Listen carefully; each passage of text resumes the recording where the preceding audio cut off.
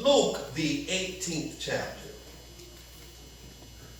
the first verse, you heard the whole reading, but hear the first verse yet again.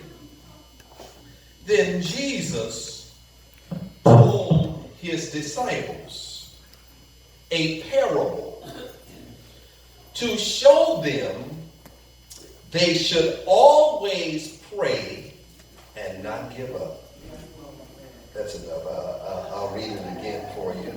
Then Jesus told his disciples a parable to show them that they should always pray and not give up. On an occasion of receiving an invitation to be a commencement speaker at a college, the great statesman and orator Winston Churchill arrived, and they escorted him to the stage, and Churchill sat down. When he sat down, when it became time for him to speak, Churchill stood, walked to the podium, and he said these words: "Never give up." He turned back to his seat and sat down. There was a hush, a silence that fell over the crowd, and the audience seemed puzzled because they were expecting so much more. Churchill, when he was in his youth, was dyslexic. He spoke with a lisp, and the majority of his childhood and his teenage years, he felt alone and abandoned in a boarding school because his mother would never come visit him.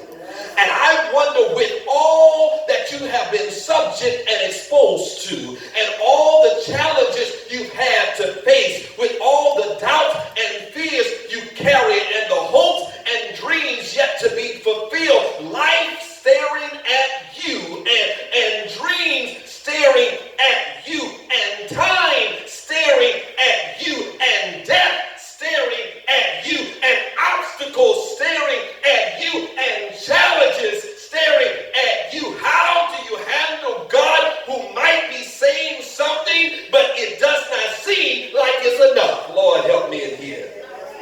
There are times I know God is saying something, but the something is nothing that I can hold on to. It's so quick, it's so fleeting, it's so vague. I feel there's nothing I can do but be silent.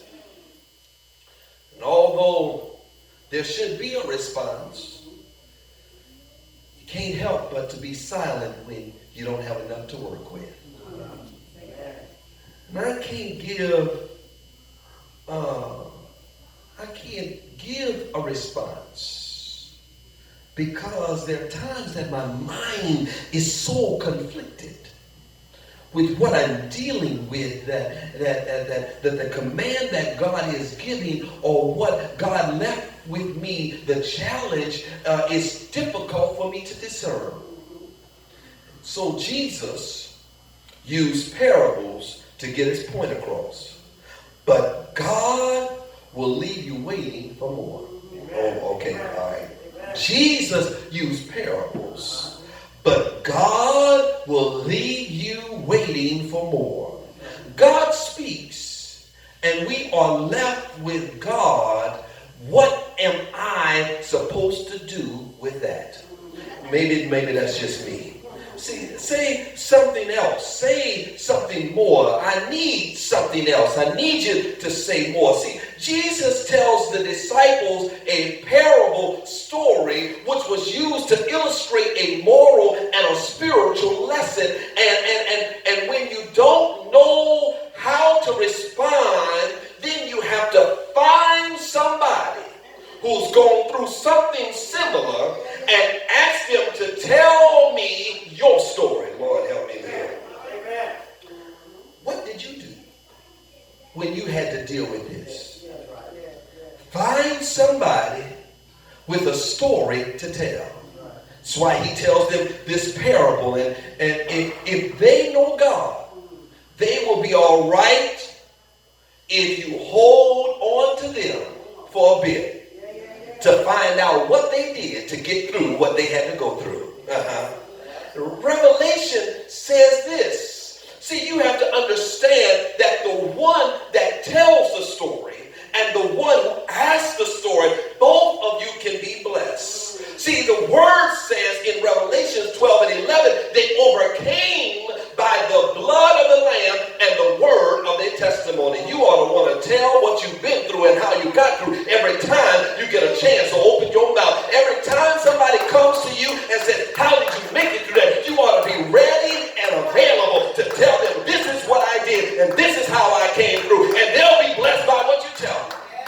And if you can't find anybody, find it in the Word. Abraham had to set out to a place that God was going to show him on his way as he was going.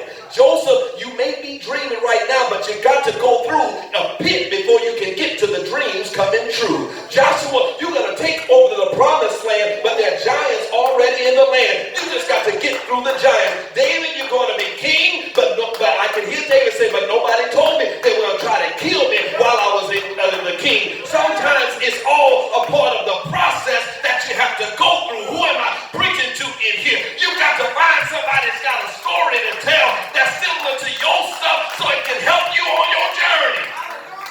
Jesus told the parable to his disciples, direct followers. He told it to his disciples, direct followers. Here's the word. Don't be so holy you can't learn something from somebody.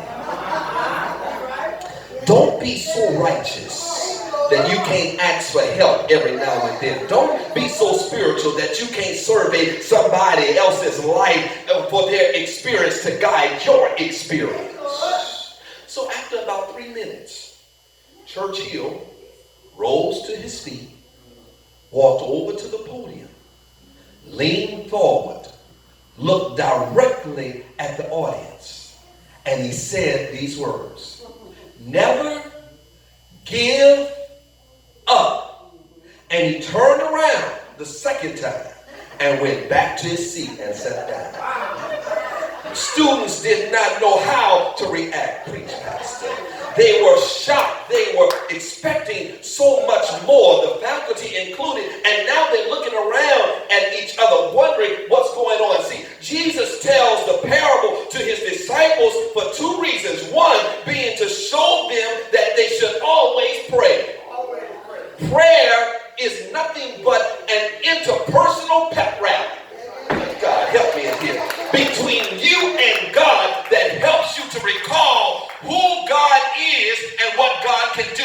I have an interpersonal pep rally several times a day. Lord, you don't work where I work. Lord, you don't deal with what I deal with. I have some several times a day. I hear the band playing and a song arises on the inside. A song that says, like blessed assurance, Jesus is mine. A song arises on the scene. I can hear the cheerleaders from the stands of heaven looking down and say, keep on pressing on. And the mascot, the Holy Spirit on the inside bumps me up. Do I have anybody in here that says, yeah, Pastor, I have pep rallies too with God several times a day. Oh, God. And when I take the field, I don't care about the process. I'm focused on the outcome, good God Almighty. And winning here is not about the score, it's about how I handle the process. Lord, help look at your neighbor and say, handle the process, handle the process. Listen, sometimes maybe it's just me, but I wish God would friend me on Facebook and command me with directions that were clear. Or maybe it's just me, but there are times I just say, tell me. Just tell me, God. But God wants to keep me praying. Lord, help me in here. Prayer for the process, for the moment to pass. The moment to pass. Prayer for the process, for the moment to pass. You have to look at Jesus in the Garden of Gethsemane. He was praying through the process for the moment to pass. He wasn't really saying, Lord, take this cup, but for the moment that he struggled with holding the cup. Good God Almighty. And there are times that you don't need God to take it from you, but it's that moment of doubt that you have when you're saying, I'm struggling with holding the cup. Not that I have to carry the cup, but I'm just struggling with having it for this momentary time. The moment you pause for the process, whether you can make it or not. That's the moment. You pause because you have doubts about it. The moment you contemplate whether you have what it takes. And prayer helps you. Prayer helps you. Prayer helps you to understand that it's not about what you have. Prayer helps you to understand that it's not about what you have, but it's about who you have. Lord, help me. Church folk don't know what it's about. Churchill was thinking about his depression. When he would be depressed, his friends say that he could be so high in confidence and turn and be so low that it seems like he was down on himself, that he had no ability. But when you have the right perspective on your issues, you will even learn how to take your disadvantages and make them into advantages. Because depression helped Churchill, they say in his biography, to realize how dark people could be and strategize against Hitler. But he also said that when he became depressed, he would only use his creative side, and he would either paint or write, because he said, I became more creative. So I have to tell somebody, even when you're struggling with depression and struggling with issues that are holding your mind, become more creative. Become more creative. Do something fun. Live your best life then. Don't take things to heart so easily. Allow yourself some time to enjoy. You ought to nudge your neighbor who seems like they can be stuck up sometimes. Time to enjoy life. You don't have money. I understand that. That happens to all of us. Go to the mall and window shop because looking don't cost you nothing. I understand that there are times that you're struggling. Drive out to the suburbs. Go to McDonald's. Get $1 meal and tell them to cut it in half. Sit like you're at a 5-star restaurant by yourself. I know you don't have everything that you want, but ride out to the lake, go to the river, and when they ask you what you're doing, say, I'm boat watching. Don't just say I'm looking, just say I'm boat watching. Get a history app on your phone, download it, street, walk around the corner, be your own tour guide.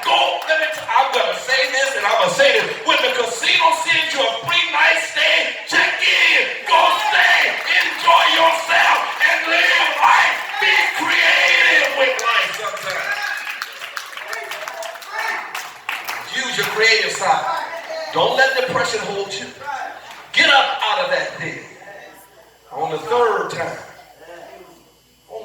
time, Churchill got up, walked to the podium, and he said these words: never give up.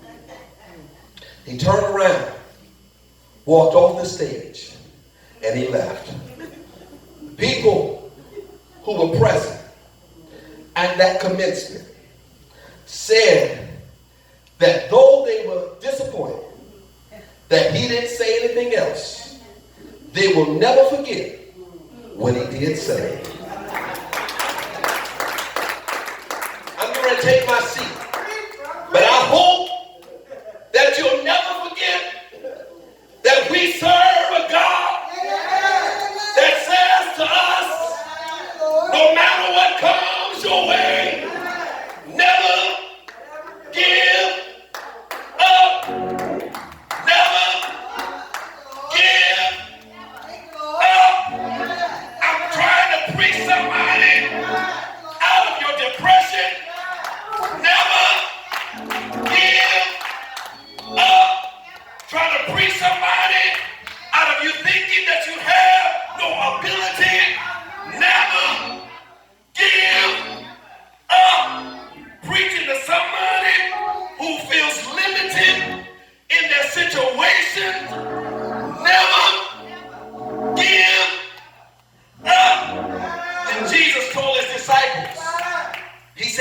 You should always pray and not give up. I have a response. I have a response. Good thing I wasn't at that commencement. Good thing it wasn't my commencement. Because if you knew what I went through to graduate the great DU, I don't know if there would have been an usher that would have been able to hold me down. But when he said for that last time, never give up, I would have said I refuse to. Lord, help me in here. And maybe there's somebody that feels like me, and you're saying today, I refuse to. I don't care what the enemy throws my way. I refuse to give up. I refuse to die like this. In nothing great or small, large or petty. Never give up. Never give in to the contradictions against your life. Yield never to the force of the enemy. Never yield to the enemy. I refuse. I refuse. I refuse to give up. Get yourself together. Get yourself together today for the fight you have tomorrow. And look at yourself and say, never give up. Never give up. You ought to high-five your neighbor and say, never give up. Then tell them, I refuse to. I refuse to. Somebody ought to declare today, I refuse to. I refuse to. I don't care what's coming my way. I refuse to give up. I refuse to throw in the towel. I refuse to stop right here. I'm going to hang in there, and I'm going to keep on running to the end of time.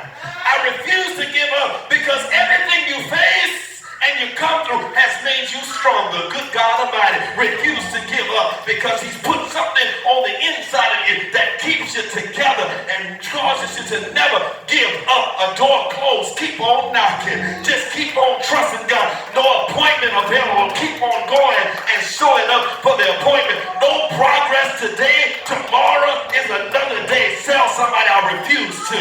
I refuse to give up. And if anybody wonders where is God, anybody wonders where is Jesus when you can't feel it, when you can't see him, can I tell you where the Lord is while you're running this race, trying to keep up the pace? The Lord is at the finish line, waiting for you to come through, because he expects that you're going to make it through because of what he put inside of you. Look at somebody one more time and say, I'm ready to make it to the finish line because I refuse to give up in this. You ought to shake your neighbor like it's your last time, like you won't have another day, and tell them refuse to. Don't you give up in this. God's got something bigger and God's got something better. I refuse to let go. I refuse to let this hold me down. I refuse to stop pressing. I refuse to stop pushing. I'm going to see what God has for me. Do I have a witness in here? I'm telling the enemy I refuse to give up. I refuse to stop. I refuse to be blocked. I refuse your obstacle. I refuse your judgment. I'm trusting God and I'm going to hang in there. Is there anybody in here that says I refuse to? I don't care what I got to look at. I don't care what I'm seeing in front of me. I refuse to give up in this because God's got something better. God's got something greater on the inside. God's got something more in store for me. And if you don't have nothing, grab the word, because the word is your sword. It is your weapon for the enemy. And I know he's had you backed up sometimes, backed up against the corner, backed up against the wall. He's had you backed up in your house. He's had you backed up on your job. He's had you backed up in your mind. But tell him the time is over. It's my time now. It's my time. And I got the sword of the Spirit. And I got the word of God. It's my time. Somebody in here say, I refuse to, because I got the word of God and it's my time. Get out of my house. Get out of my family. Get off my job. Get out of my children. Somebody ought to use your weapon and say, I refuse to. I'm going to trust God with the impossible, that God can do great things. You ought to give God praise in this place because you refuse to. Oh, give him some more praise. Give him some more praise. Can I tell you why? Because you just made the devil mad. The devil thought he had your mind. The devil thought he had your situation. The devil thought he had you down. But you just told the enemy, I refuse to. Whatever you send my way, I refuse to let it hold me.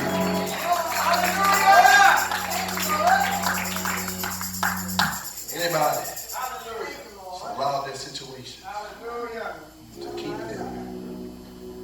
This woman kept going back to that judge and said, give me a fair judgment. She refused to give up. And the unjust judge said, he said, I might as well bless her, because if I don't, she's going to make me weary. And somebody, every time you come to worship, you ought to holler on the Lord so much that the Lord says, I got to do something for them, because they're going to make me weary with howling for me. I got to make a way for it. That's why I say I refuse. So I refuse to give up. I refuse to throw in the towel. I refuse to let go. And if it's in the will of God,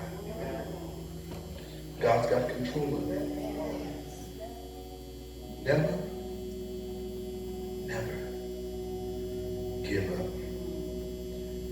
Churchill said in an interview later that when he left that commencement, that what was on his mind